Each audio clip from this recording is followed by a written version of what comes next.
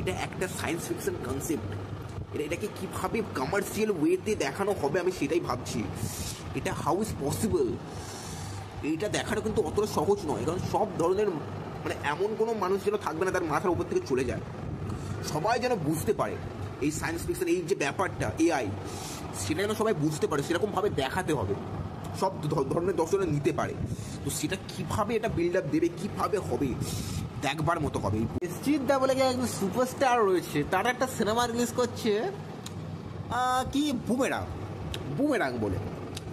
তো এই সিনেমাটা নাকি প্যান ইন্ডিয়ান রিলিজ করছে। জিদ্দাকে তো পুলিশ জানাতেই হয়, জিদ্দা বলেই সম্ভব, গুরু তুমি কি করছো, প্যান ইন্ডিয়ান রিলিজ, তাও 3 বার।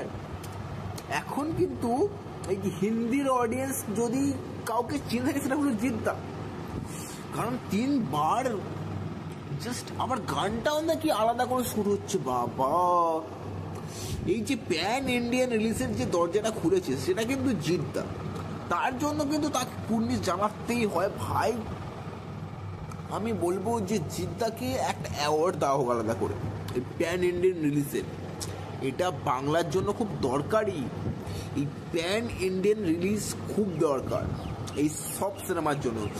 আর এই সিনেমাটা বুমেরাং সিনেমাটা কিন্তু চলতে পারে, কারণটা বলছে এর আগে রিলিজ করেছে তেরি বাতোं में ऐसा उलझा जिया।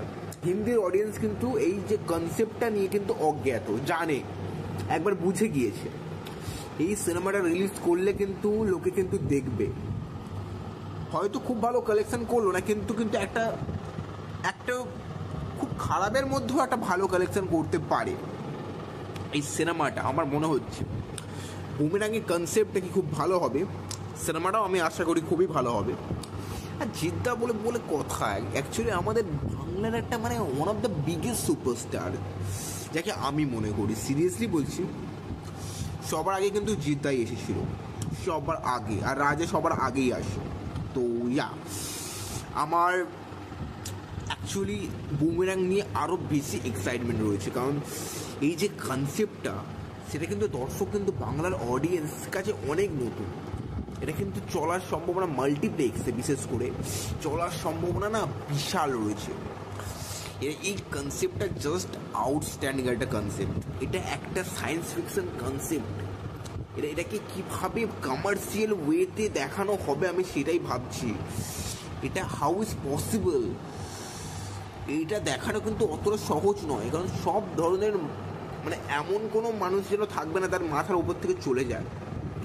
সবাই যেন বুঝতে পারে এই সায়েন্স ফিকশন, এই যে ব্যাপারটা এআই, সেটা যেন সবাই বুঝতে পারে, সেরকমভাবে দেখাতে হবে, সব ধরনের দর্শনে নিতে পারে।